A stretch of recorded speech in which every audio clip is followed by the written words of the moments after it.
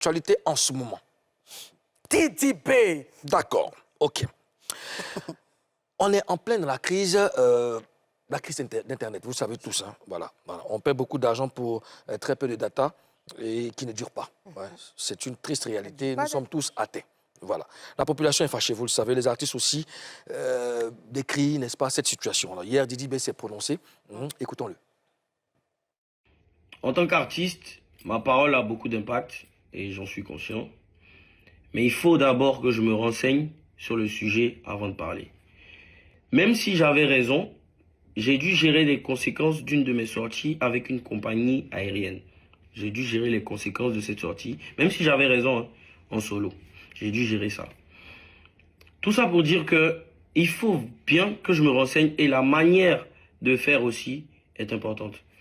J'ai appelé des tontons, des tantis, des parrains pour me renseigner sur le sujet avant de venir m'exprimer. Et je me dois de parler parce que je suis l'artiste de ma jeunesse, je suis l'artiste, je représente les jeunes.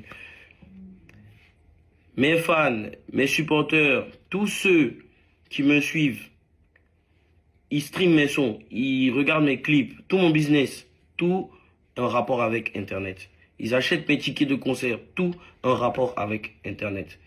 Et je me dois de parler, je peux jamais passer dessus comme ça, c'est pas possible. 63% de la population en Côte d'Ivoire n'a pas accès à Internet. Ça, c'est déjà un gros problème. 63% de la population en Côte d'Ivoire a des problèmes pour trouver du travail sur Internet, commander en ligne, régler des achats en ligne, se faire sauver même par police, secours, avoir accès à Internet. Bref, 63%, écoutez bien, 63% de la population n'a pas accès à Internet. C'est grave ça, déjà pour commencer. Internet ne doit pas être un luxe en Côte d'Ivoire. Internet doit être une nécessité en Côte d'Ivoire. H24. Donc, c'est pas possible de hausser les prix d'Internet comme ça du jour au lendemain. Voilà, ils vont nous expliquer plein de choses. Nous, on n'a pas envie de savoir ça. Internet doit baisser. Comment on peut faire une journée des droits de la femme dédiée à la digitalisation et en même temps après augmenter Internet? Comment l'année, le gouvernement peut dire que cette année c'est l'année de la jeunesse et on augmente Internet, sachant que la jeunesse est H24 sur Internet et que la jeunesse fait ses business avec Internet.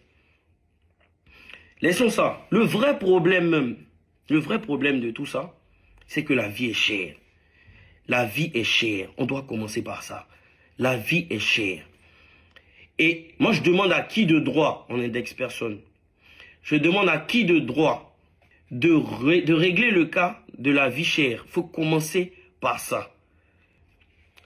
En conclusion, moi, je demande aux autorités compétentes, à qui de droit, de revoir rapidement cette hausse des prix. Franchement, on mène un bon combat et c'est important qu'on aille plus loin que ça. La vie est chère. Stop à la vie chère. Stop à la hausse des prix d'Internet.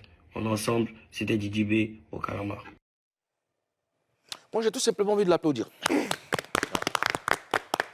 Ça nous concerne tous. Alors, de façon générale, quel commentaire vous faites de cette vidéo, de cette sortie de Didi B? Karina? J'ai aimé la partie où il a dit qu'on m'a dit de décrire les faits et j'ai pris le temps de me renseigner. Parce qu'il n'y a pas que Internet. La vie est devenue chère. Tout devient cher. Tout augmente. Donc, il a eu le temps même de décrire d'autres faits. Tu vois, il a parlé de tout en même temps. Et c'est tellement bien dit. Parce qu'on ne peut pas se lever comme ça pour venir dire non. Si. Souvent, là, on prend la peine de savoir ce qui se passe. On ne dit pas ce qu'on ne sait pas, comme on a l'habitude de dire. Et là, il a parlé de tout. Et c'est tellement propre et tellement bien dit que je pense que ça va rentrer dans les oreilles de... De qui de droit? De qui de droit? Ozone? Oui, c'est bien ce qu'il a dit, parce qu'il a pris le temps, comme Karina l'a dit, d'avoir des chiffres. Il a donné des chiffres clairs. Même les chiffres. De bonnes informations. Oui, quand il dit que 63% des Ivoiriens n'ont pas accès à Internet, franchement, ça fait flipper et ça veut dire qu'il y a 63% des Ivoiriens qui n'arrivent pas à suivre Showbuzz sur la page Facebook de Showbuzz, qui se contentent de regarder à la télé, c'est-à-dire qu'ils ne laissent pas de commentaires. Et 63% des Ivoiriens, quand on sait que Internet aujourd'hui, c'est comme un marché, il y a beaucoup de choses qui se passent sur Internet, c'est un fait quand même qu'il évoque, qui peut choquer. Voilà, maintenant, au-delà de ça, lui, Didi B, en tant que leader d'opinion, en tant qu'artiste aujourd'hui en vogue, quand il prend la parole comme ça, on peut dire que c'est très bien. Voilà, c'est très bien. Morija?